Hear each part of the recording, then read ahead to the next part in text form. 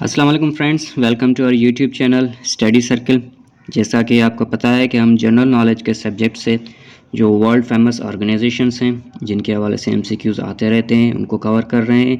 اس video سے پہلے ہم نے سارک کو کور کیا تھا۔ سارک کے حوالے سے جو MCQs آتے ہیں وہ میں نے آپ کو ڈیٹیل میں بتائے تھے۔ تو آج جو ہمارا ٹاپک ہے وہ ہے SCO، ٹھیک ہے۔ اب SCO کیا ہے؟ سب سے پہلے تو آپ اس کا فل فارم یاد کر لیں کہ یہ کس کی ایبریویشن ہے۔ تو یہ S فار شنگھائی اور C فار کوآپریشن اور اس کے بعد O فار آرگنائزیشن، ٹھیک ہے، شنگھائی کوآپریشن آرگنائزیشن۔ اب شنگھائی کوآپریشن آرگنائزیشن کا پریویس نیم کیا تھا اور یہ بعد میں جو ہے SCO میں کنورٹ ہوئی، تو اس کا پریویس نیم جو تھا وہ آپ نے یاد رکھ لینا ہے، اس کے حوالے سے MCQ آ سکتا ہے کہ تو اس کا پریویس نیم جو تھا وہ تھا شنگھائی 5، ٹھیک ہے۔ اب شنگھائی 5 کی اسٹیبلشمنٹ کے حوالے سے آپ سے اگر سوال آتا ہے شنگھائی 5 سے، یعنی کہ SCO نہیں شنگھائی 5، تو اس کا جواب ہے 26 اپریل 1996۔ اور شنگھائی 5 کی جو ابتدائی طور پر ممبر کنٹریز تھیں جنہوں نے اس میں شروع میں اپنا الحاق کیا، شمولیت اختیار کی، تو ان میں سب سے پہلے رشیا، اس کے بعد چائنا اور سینٹرل ایشین کنٹریز جو ہیں ہماری، جن میں قزاقستان، کرغستان اور تاجکستان شامل ہیں، تو یہ ان ممالک پہ مشتمل تھی۔ اس کے بعد یہ شنگھائی 5 جو ہے وہ SCO میں کیسے کنورٹ ہوئی، تھوڑا اس کا بیک گراؤنڈ دیکھ لیتے ہیں ہم کہ سال 2001 میں اس تنظیم میں ازبکستان جو کہ ایک سینٹرل ایشین کنٹری ہے، اس نے اپنی شمولیت جو ہے وہ اختیار کی، تو اس کے بعد جو ہے وہ شنگھائی 5 کا نام بدل کر SCO رکھ دیا گیا۔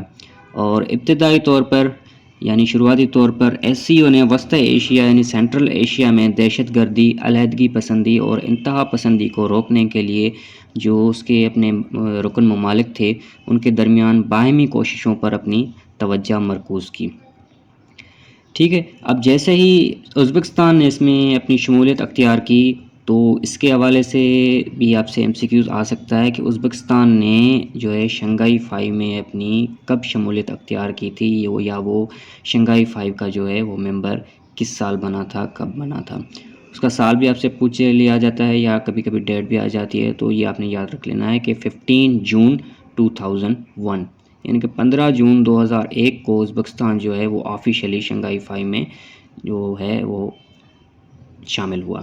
اس کے بعد جو ہے شنگھائی 5 کو رینیم کر دیا گیا ایز SCO اور یہ 2001 میں ہوا۔ اس کے بعد اس کی میٹنگز کے حوالے سے آپ سے سوال پوچھا جا سکتا ہے، تو اس کی میٹنگز جو ہوتی ہیں وہ ہیڈ آف اسٹیٹ سے کاؤنسل کرتے ہیں، ہیڈ آف اسٹیٹ کی کاؤنسل ہوتی ہے وہ کرتے ہیں۔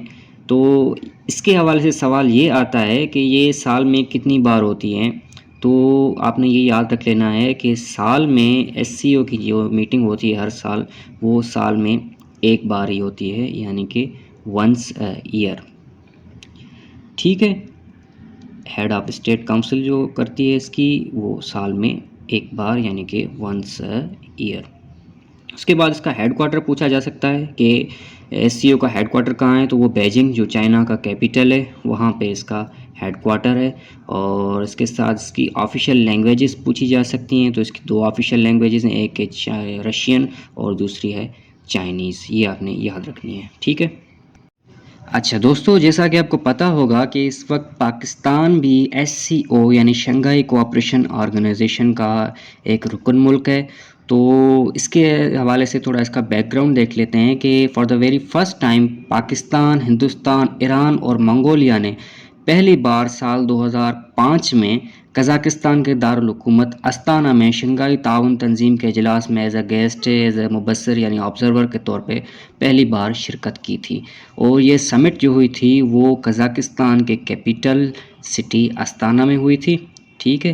اب یہ یہاں پہ ایک اور چیز آپ نوٹ کر لیں کہ قزاقستان کا جو پریویس کیپیٹل تھا وہ تھا استانا، ٹھیک ہے، جہاں پہ یہ سمٹ ہوئی تھی۔ لیکن اس وقت اگر آپ سے سوال پوچھا جاتا ہے کہ قزاقستان کا کرنٹ کیپیٹل کون سا ہے، تو آپ نے نور سلطان ٹک کرنا ہے، ٹھیک ہے، کیونکہ نیو کیپیٹل جو ہے قزاقستان کا وہ نور سلطان ہے۔ اچھا دوستو، اس کے بعد جولائی 2015 میں روس کا ایک شہر ہے افا، جہاں پہ SCO کی جو ایک سمٹ ہوئی اور وہاں پہ یہ فیصلہ کیا گیا کہ انڈیا اور پاکستان کو مکمل طور پہ رکن ممبر جو ہے تسلیم کیا جائے اور ان کو فل ممبرشپ دی جائے. ٹھیک ہے, یہ سال نوٹ کر لیں کب ہوا, 2015 کو, اور لوکیشن جو تھی وہ اوفا تھی جو رشیا کا ایک شہر ہے. اب یہاں پہ صرف یہ فیصلہ کیا گیا تھا کہ ان کو ممبرشپ دی جائے. ان کو ممبرشپ اس وقت 2015 ملی نہیں تھی. Pakistan and India joined as a full member of SCO on 9 June 2017 at Astana. ان کو جو ممبرشپ ملی تھی وہ 9 جون 2017 کو ملی تھی, جو استانہ میں ایک سمٹ ہوئی تھی. وہاں پہ ان کو ایز اے فل ممبر تسلیم کیا گیا تھا, یا ایسا کر کے کہیں کہ ان کو جو ہے وہ فل ممبرشپ دی گئی تھی ان SCO شنگھائی کوآپریشن آرگنائزیشن.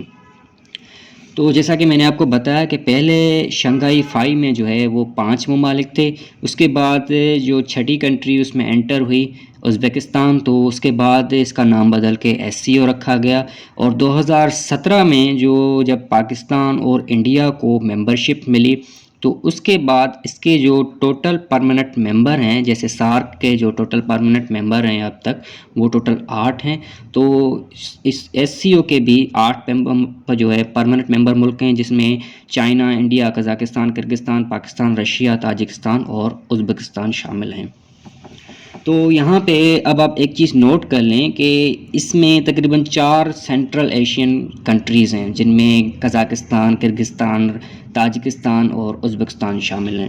تو کبھی کبھی آپ کو ڈسٹریکٹ کرنے کے لیے آپ سے ایک سوال پوچھا جاتا ہے کہ نیچے دیے گئے آپشنز میں سے SCO کے رکن ممالک کا انتخاب کریں, اور ان آپشنز میں آپ کو افغانستان, انڈیا اور ترکمانستان اور نن آف ابو کے آپشن دیے جاتے ہیں.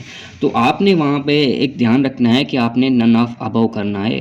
ٹھیک ہے, اگر ان 4 ممالک سینٹرل ایشین ممالک کے علاوہ اور کوئی سینٹرل ایشین کنٹری ہے تو آپ نے نن آف ابو کرنا ہے, کیونکہ ترکمانستان اگر آپ کو دیا جاتا ہے تو ترکمانستان بھی ایک سینٹرل ایشین کنٹری ہے, لیکن وہ ابھی تک SCO کی ممبر کنٹری نہیں بنی ہے. اس چیز کا آپ کو خیال رکھنا ہے, کیونکہ قزاقستان, کرغزستان, تاجکستان, ازبکستان اور ترکمانستان کے نام تھوڑا آپس میں میچنگ رکھتے ہیں.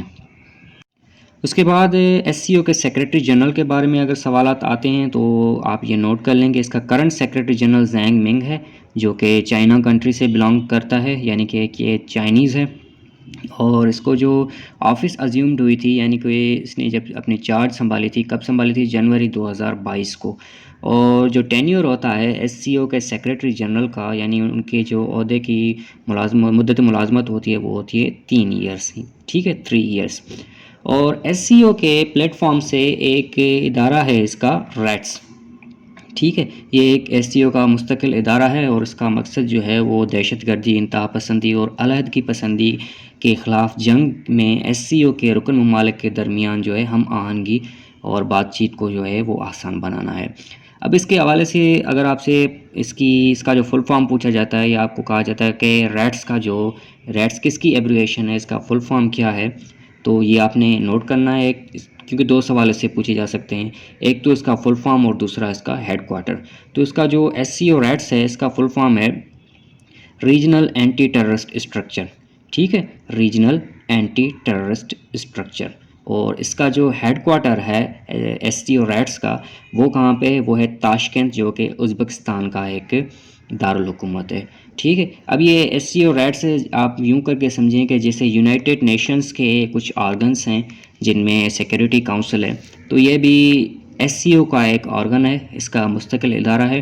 اور یہ میں نے آپ کو اس کا جو مقصد بتایا کہ اس کا مقصد ہے دہشت گردی, انتہا پسندی کے خلاف جو ہے جنگ میں SCO کے رکن ممالک میں جو ہے ہم آہنگی اور بات چیت کو آسان بنانا ہے. تو دوستو یہاں تک آج کا ہمارا یہ ویڈیو مکمل ہوا.